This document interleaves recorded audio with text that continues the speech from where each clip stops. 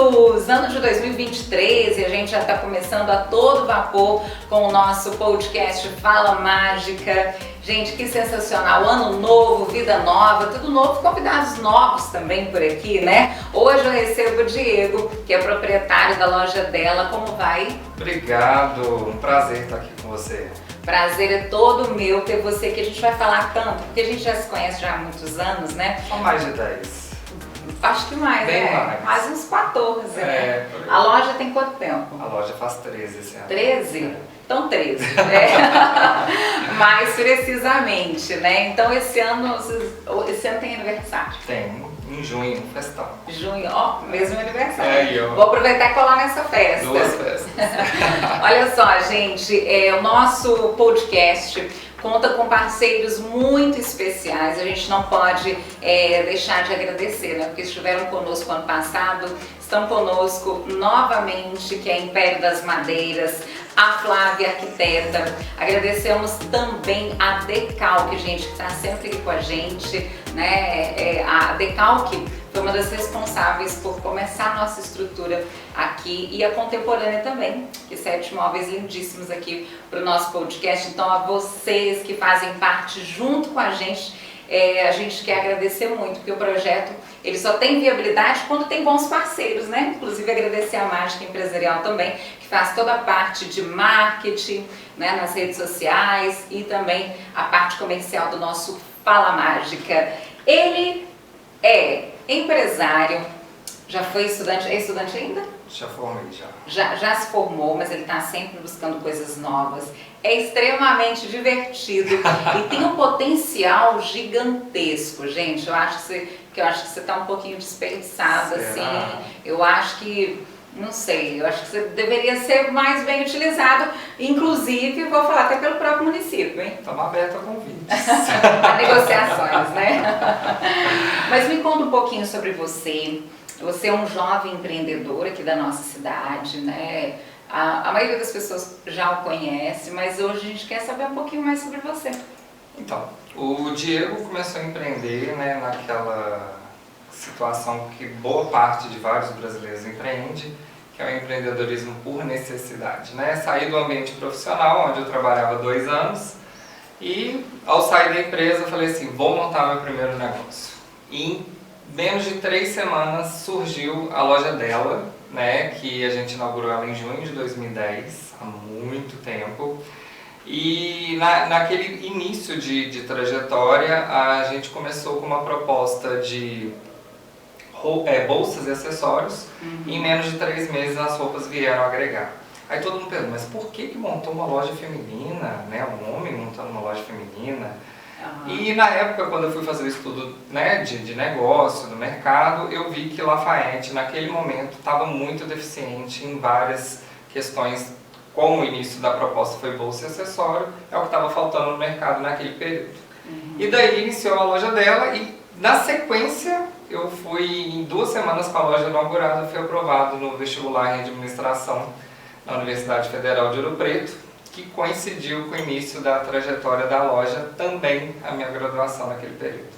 Que confusão de coisas acontecendo ao mesmo tempo, né? Porque fazer uma faculdade, começar... Eu posso falar que vocês, assim, quando vocês chegaram com a loja, né? Vocês foram bem inovadores no mercado, né? Porque você saiu primeiro de um local, de um centro comercial que não era o comercial, digamos, Sim. né? Porque assim, há um tempo atrás a gente não tinha hoje frentes de comércio como a gente tem hoje, como São João, Chapada, o próprio centro, né? A Avenida Telésforo e a Meloviana, que eram os pontos mais tradicionais hoje de comércio. Você começou num local que ele, assim... estava começando também, né, para ficar tradicional, e a questão das roupas femininas também. Hoje a gente vê um boom de pessoas, né, de lojas e tudo, mas nesse seu início você já tinha trazido um diferencial, né? Sim, e pegando também o link da parte digital dela, quando ela iniciou, a gente vem da era do Orkut, do Facebook, que era pouquíssimo explorado, a gente já iniciou com essa trajetória de usar a rede social como uma ferramenta de divulgação.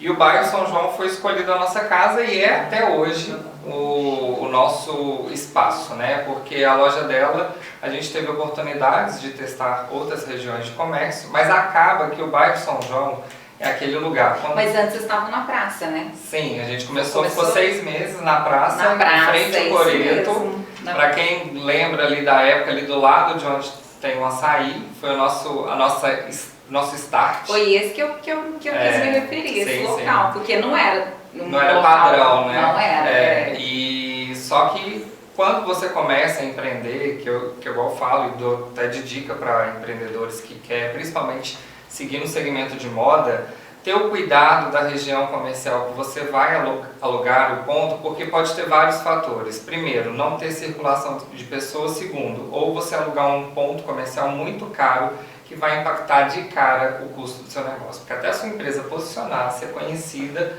o aluguel faz diferença. Então a praça, quando a gente foi na época, era um valor de aluguel competitivo, interessante, falou, vamos começar por aqui. E eu nunca tinha trabalhado no comércio.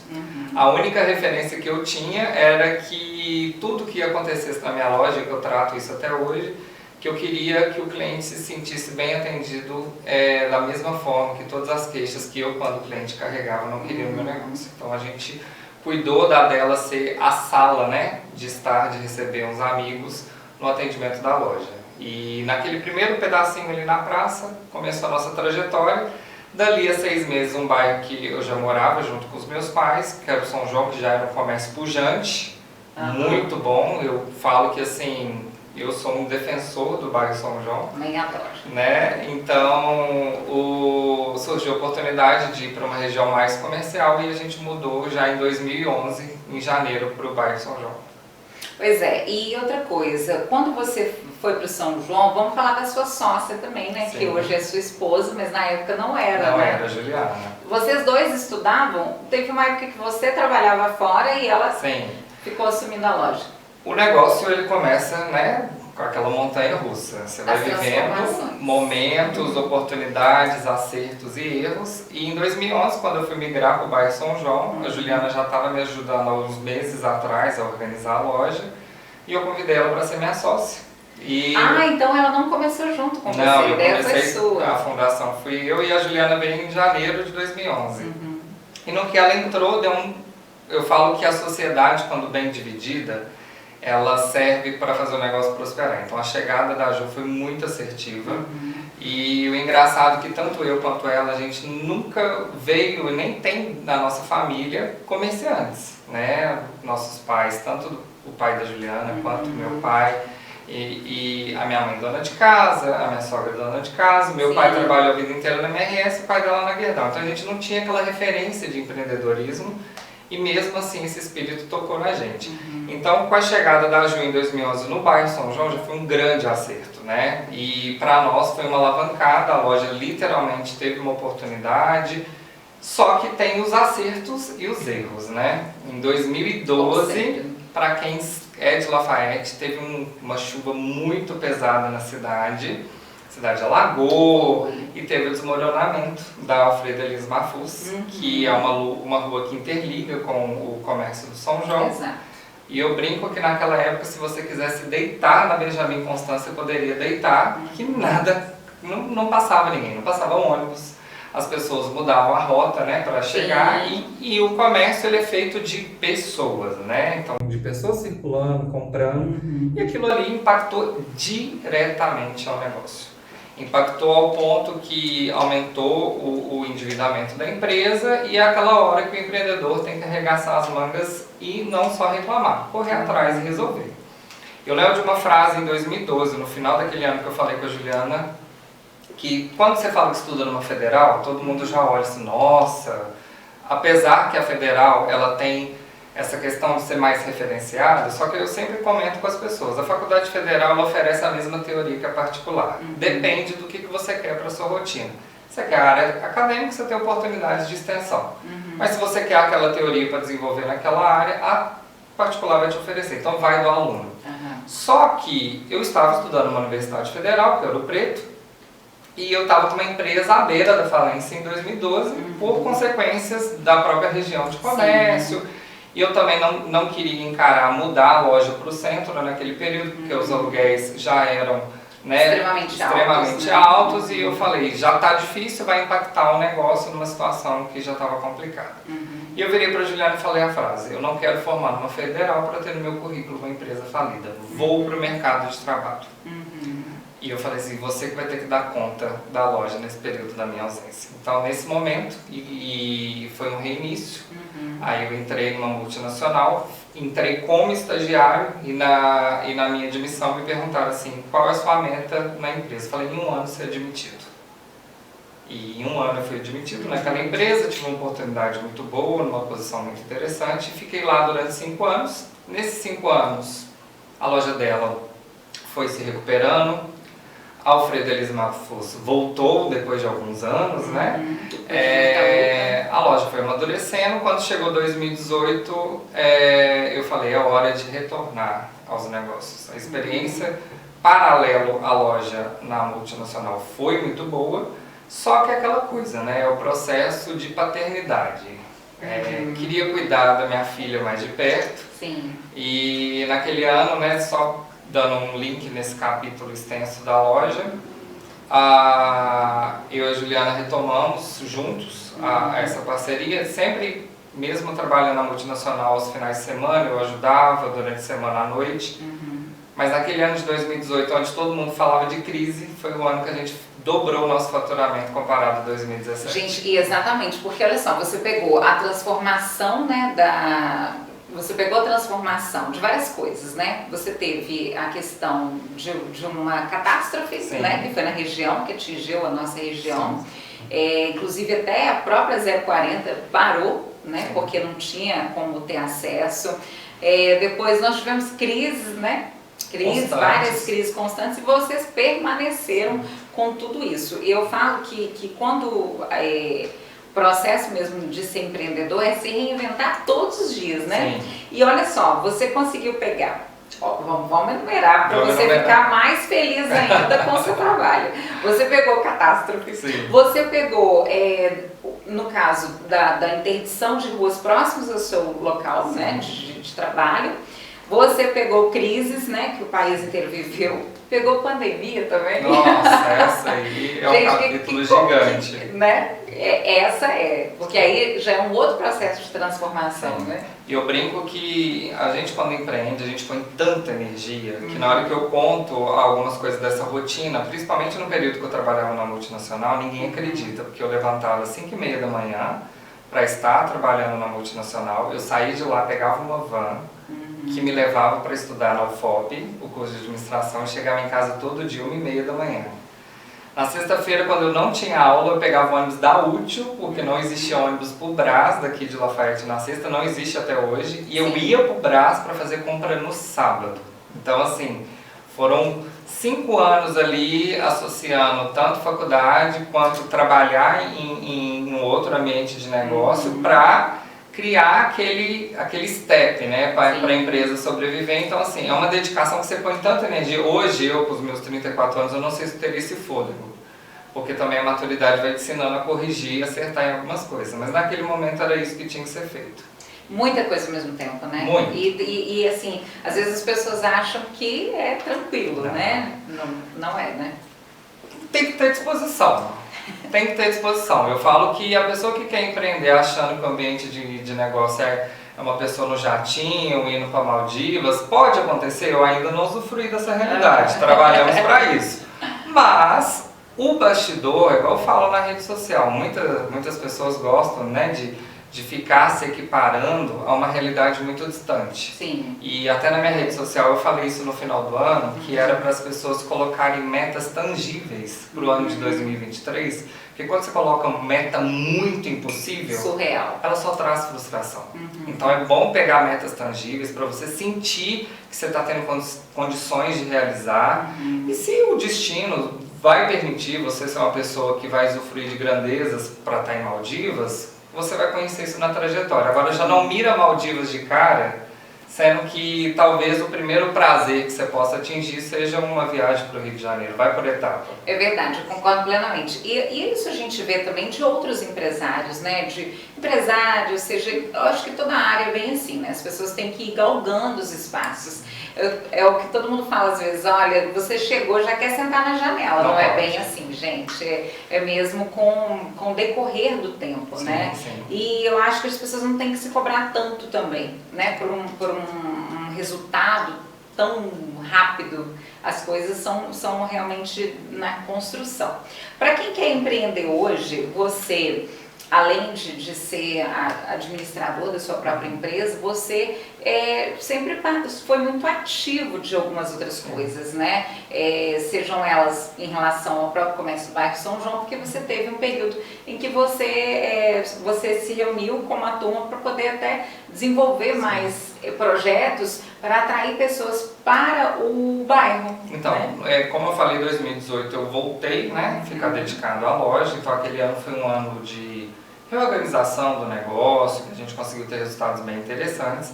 2019 não era suficiente ficar por conta apenas, né, de tocar a loja em si. E só fazer um parênteses aqui, não satisfeito só com a loja dela, que já me tomava muito meu tempo, em 2018 eu resolvi empreender no segmento de estética masculina, que foi a barbearia Bárbaro. Exatamente. Que hoje totalmente diferente. Nunca cortei um cabelo, nunca fiz uma barba e peguei uma barbearia que na época estava numa situação muito delicada, consegui entender daquele negócio, a gente corrigiu todas as falhas e hoje ela está sendo muito bem cuidada com o novo proprietário, que é o Lucas, que é o proprietário de lá desde 2022. A minha meta sempre com a Bárbaro era reorganizar o negócio para futuramente vender. E eu consegui isso e tive uma pessoa que era parte da equipe, que ele era o barbeiro, né, que acabou adquirindo. Então ainda teve esse extra em 2018, que foi em abril que eu assumi e fui proprietário dela até dezembro de 2021. Só que em 2019, com a Bárbaro e a dela naquela época, eu ainda queria mais. E eu olhava para o meu negócio, eu olhava para o bairro, eu conversava com alguns vizinhos, falava, gente, a gente precisa atualizar, precisa fazer alguma coisa. Então, assim, teve vários vizinhos bacanas, como a Amanda da Marlan, a Soninha, a Fatinha da Anabela Calçados, a Eliane do Supermercado Santana. A gente foi juntando forças, né, e criamos basicamente o Gil do Dutra, maravilhoso. Então a gente foi juntando forças, começamos a nos organizar para dar mais evidência para o bairro. E nisso, naquele ano de 2019, do ano de 2019, nós fizemos vários eventos no bairro que trouxe uma atenção totalmente nova para o comércio de bairro, que até então ele fica em segundo plano, né?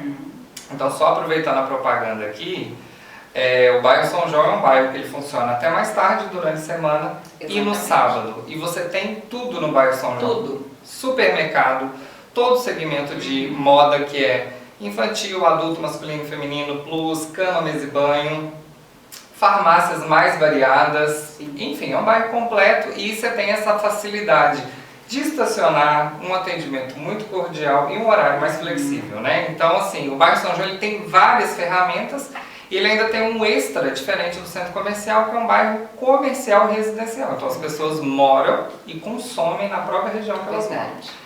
Então, para mim, eu falo que isso aí é quase que já ter o cliente na porta da sua loja morando em cima dela, né? Então, o bairro São João, ele é essa a realidade. Em 2019, a gente criou alguns eventos no bairro e a gente começou de forma muito simples. O primeiro foi o Dia das Crianças, que a gente fez uma arrecadação na época de R$30 por loja. E a regra era que todas as lojas decorassem sua vitrine com balões coloridos. E a gente colocou 7 carrinhos de algodão doce e pipoca espalhado entre Benjamin Constant até a Igreja do São João gratuitamente para todos que estavam circulando. Sim. Foi um Dia das Crianças muito atrativo e lojas que não eram do segmento infantil foram beneficiadas com o movimento. Claro, com o movimento, né? Foi muito bom. E naquele mesmo ano teve a Black Friday. Só que quando a gente foi fazer a Black Friday do bairro São João, eu conversei, a gente, né, discutindo todos os comerciantes que estavam participando, eu trouxe uma atenção que era o seguinte: a Black Friday é um ponto de campanha para o segmento de eletrônico. Magazine Luiza, Casas Bahia, todo mundo quer celular, refrain, micro-ondas, não quer roupa, não quer calçado. Né, eles vão gastar mais, né, principalmente no e-commerce para eletrônico. Falei, então nós vamos fazer uma Black Friday antecipada.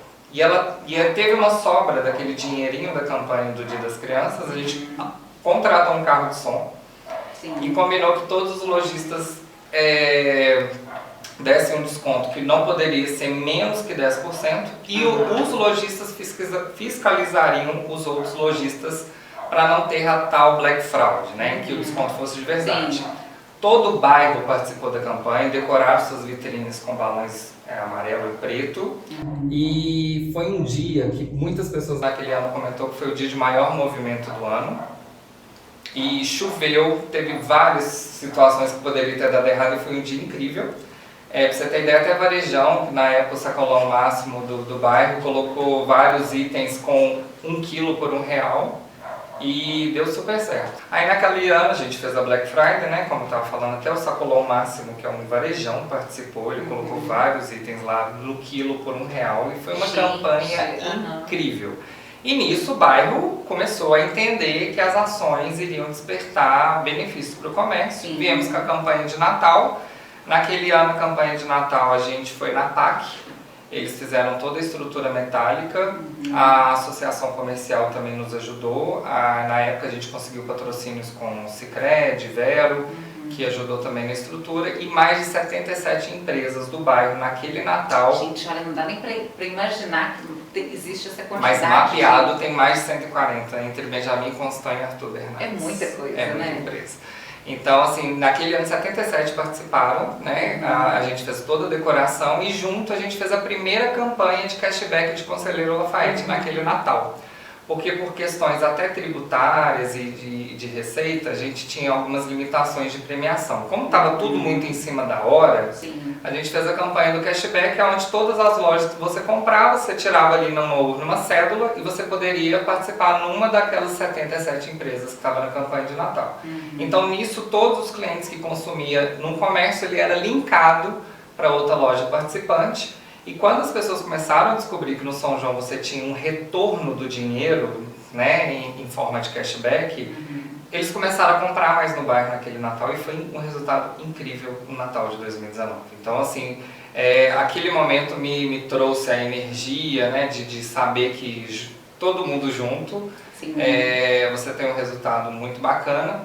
Foi um ano que permitiu isso, né, a gente não estava num momento ainda pandêmico, mas foi um momento de transformação para o bairro. O bairro, literalmente, a gente entende que aquilo trouxe uma evidência maior e uma conexão maior para as pessoas. E outro detalhe é o seguinte, que existem ações que elas precisam muito que primeiro, que haja pessoas que sejam proativas, né? Porque se ninguém pegar para fazer, às vezes o outro quer participar, mas não consegue administrar essa questão de como será, né? E a questão própria administrativa mesmo. Mas você tem muito isso, né, com você. Além de ser uma pessoa extremamente comunicativa, você tem, claro que deve ter aproveitado também muito a questão dos estudos na parte de administração, mas é nato seu. Né? Então, assim, comunicação, organizar coisas, né? Porque tem pessoas que já nascem com isso, né? Então, pode dizer que é o seu dom mesmo, né? Eu acredito que seja o dom, a missão, a gente não sabe, né? Mas eu sou muito motivado a participar coletivamente, né? Eu tive a oportunidade de ficar um tempo junto com o pessoal da CIAS, né? Junto lá com a diretoria deles.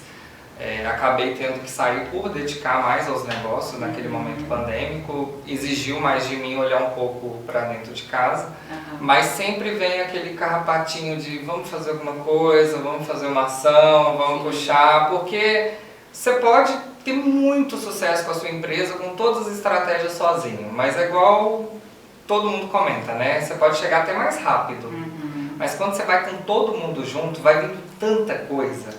Porque um vai linkando ao outro, você vai percebendo novas oportunidades e nenhuma loja funciona sozinha no comércio. Porque na hora que todas as portas fecharem, se só a sua estiver aberta, você também é a próxima a fechar. Então tem que estar todo mundo bem, todo mundo aberto. O comércio ele funciona de portas abertas, de clientes circulando. Então, para isso acontecer, tem que estar todo mundo junto. Não dá para deixar acontecer sozinho. Exatamente, é verdade. É o coletivo, né? É o coletivo. E agora, a pandemia chegou, vocês reinventaram, né?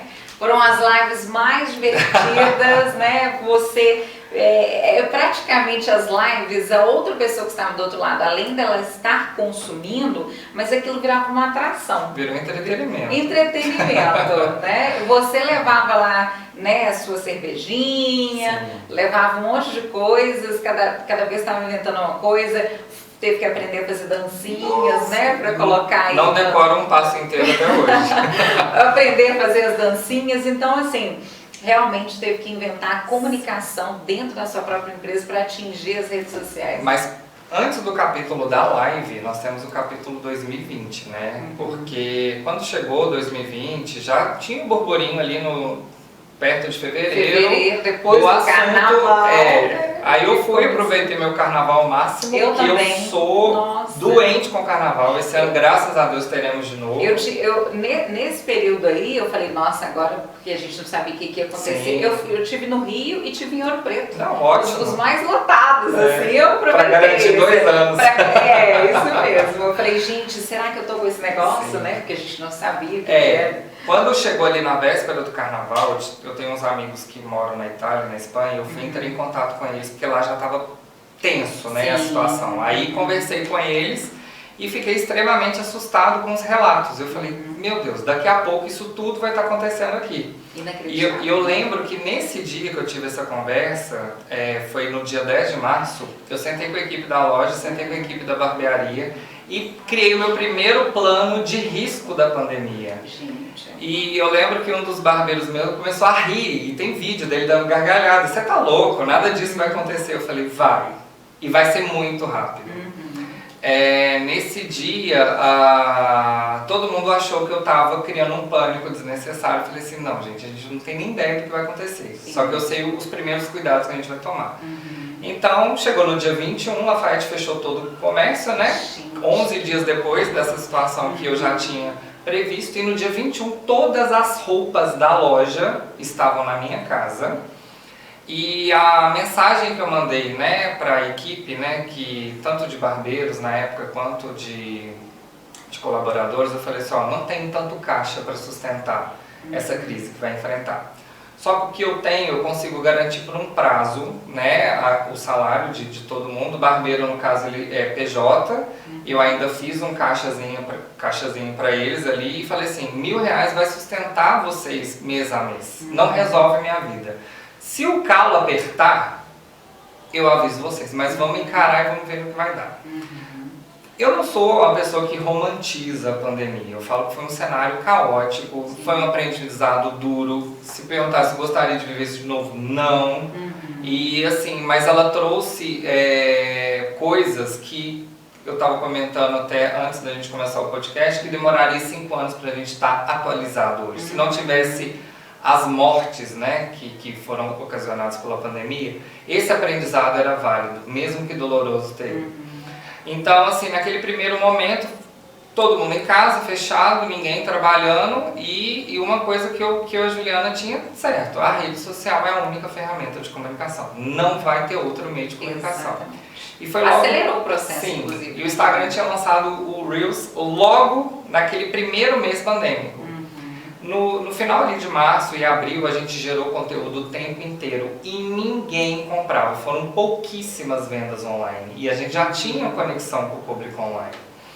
Aí a gente não deixou de postar nenhum dia, a gente não deixou de comunicar nenhum dia, a gente criava look home office, etc e tal. E agora eu vou contar um episódio para vocês que poucas pessoas sabem, foi um dos piores faturamentos no mês de abril de 2020. E eu falei com a Juliana, ó, nós temos um plano de emergência, nós temos um cartão de crédito com limite para comprar com o fornecedor. Se der certo, a gente vai ter mercadoria, se der errado, nós vamos ter que conversar com o banco. Empreendedor é assim, gente. Você está numa guerra, pandemia é uma guerra, a gente tinha que lutar. Gastamos todo aquele cartão comprando conjunto, tricô, que era já o período já de véspera de Dia das Mães. E não estava ainda entregando mercadoria por outro tipo de frete que não fosse correio. O Brás não estava funcionando. Sim, que também fechou, né?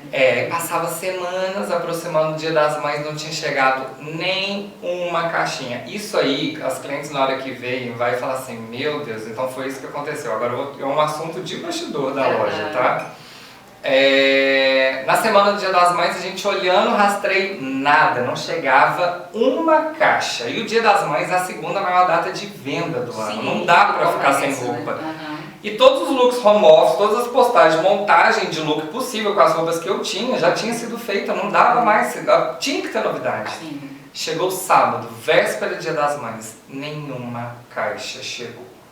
E a gente continuou gerando conteúdo e aquela frustração de não ter tido uma data. Fora o investimento dentro de uma pandemia. Né? O limite do cartão foi todo para o investimento. Na segunda-feira, na minha casa, chegam 5 caixas dessa altura. Depois do Natal. Depois do Dia das Mães. Depois do Dia das Mães, de todos os fornecedores.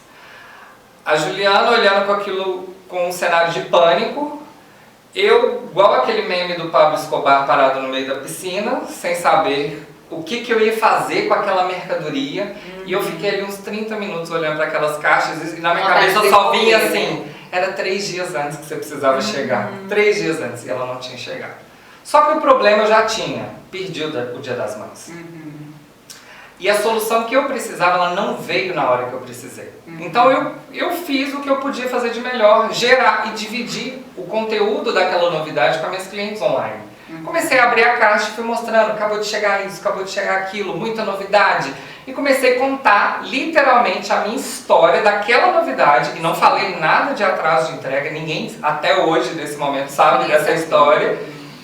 E aquilo ali começou o direct a pipocar, o WhatsApp, todo mundo querendo a mercadoria. O motoboy que nos atendia estava atendendo 4 restaurantes, não poderia atender. E naquele dia nós fizemos 40 entregas. E dali pra frente, todos os dias, era 40, 35, 40. A gente estava fazendo entrega às 11 horas da noite.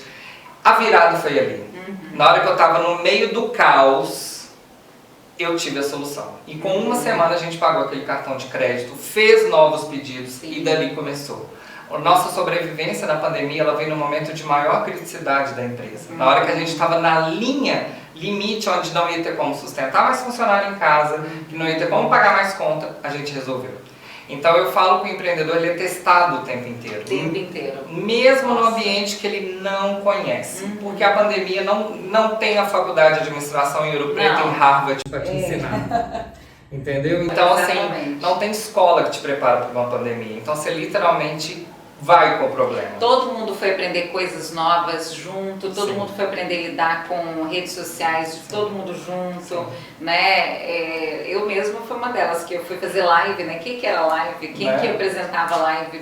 Você pegava os seus conhecimentos básicos de comunicação e fazia, e ia fazer, né? Com a cara e com a coragem. E 2020 foi a mesma coisa. 2020 foi esse ano de entender o digital, então muitas pessoas migraram para as redes sociais, né? 2021, tudo que funciona na rede social, uma estratégia, ela pode, se você tentar replicar, ela pode não servir.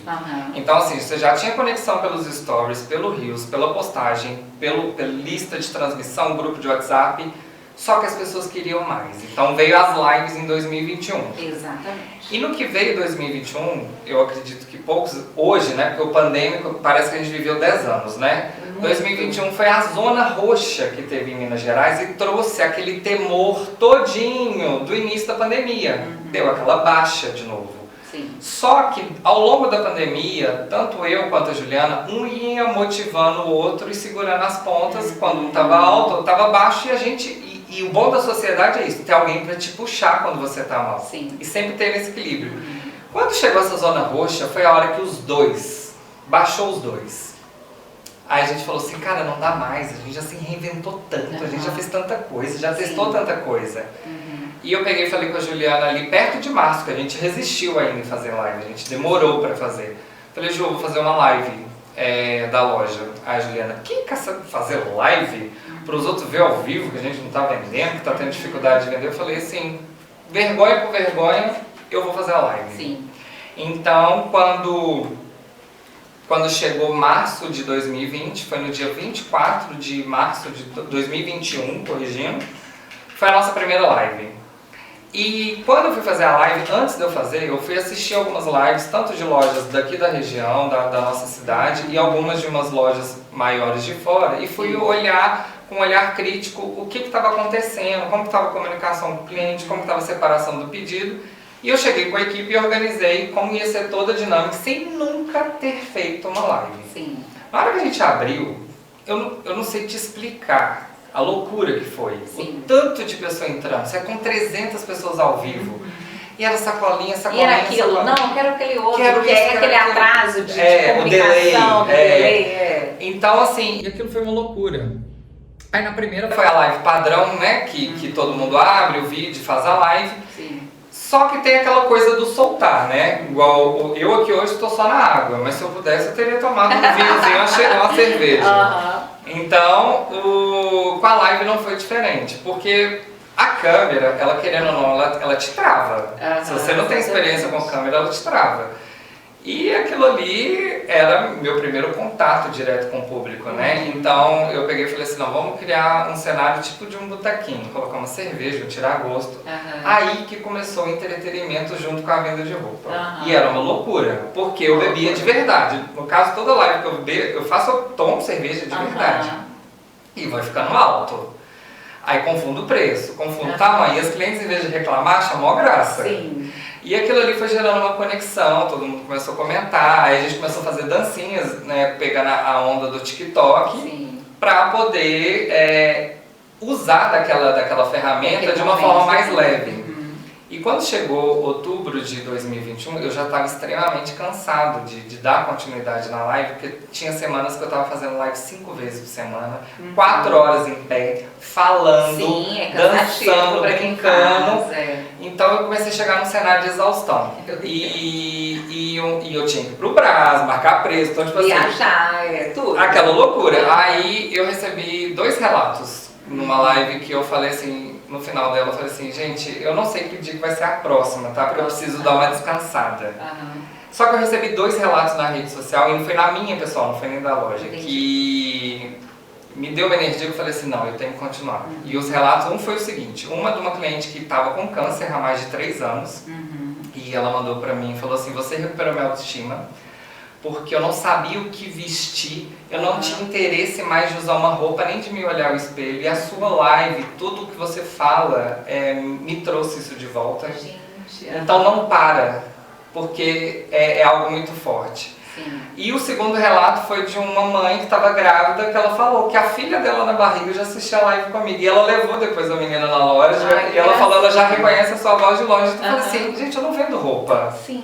Eu não vendo roupa. Então, naquele momento eu falei assim, o meu cansaço ele vai se fazer valer. Aí continuei. Claro que a live ela vai mudando, né? Esse ano de 2022 ela teve uma remodelagem, 2023 outra também. Hoje a gente já está com o site da loja para direcionar mais automatizado o atendimento.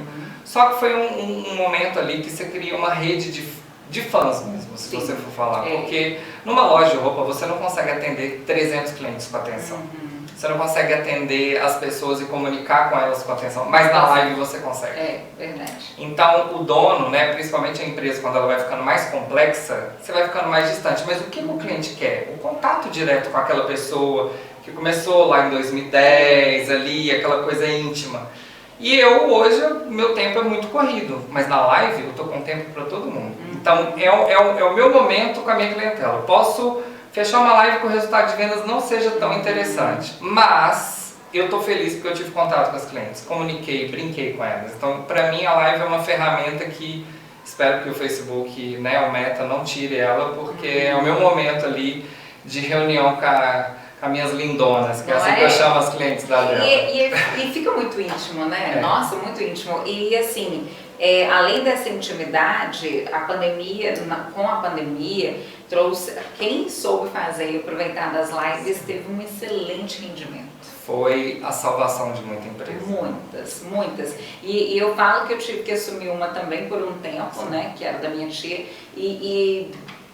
Justamente por ser uma pessoa de risco. Sim. E aí, né? Eu tô com o negócio de uma pessoa de 40 anos, né? Uma empresa de 40 anos.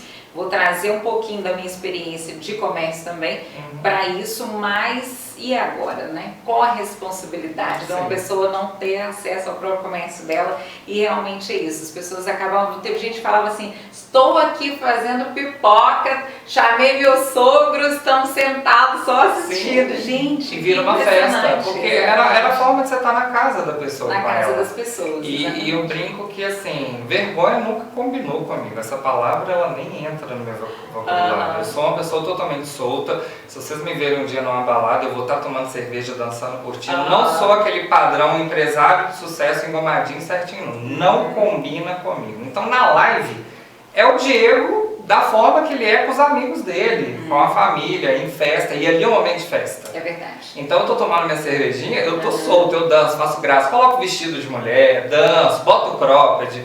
Na última que eu fiz em dezembro, coloquei saída de praia, vou solto. E tem que ser assim. Tem que ser. Porque as pessoas falam, eu sou tímido, não sei o quê. Gente, timidez não combina com empreender. Não combina. E timidez é treinável a sua comunicação. Então você pode vender, você pode comunicar. E a gente vive a era da comunicação. Não dá... A timidez é como, tipo assim, a pessoa tem muita inteligência e quando ela é tímida, eu trataria, né, não querendo ser cancelado com o que eu vou falar, mas assim, é um egoísmo que você não está dividindo porque não comunica. Então assim, é a era da comunicação, timidez não tem espaço.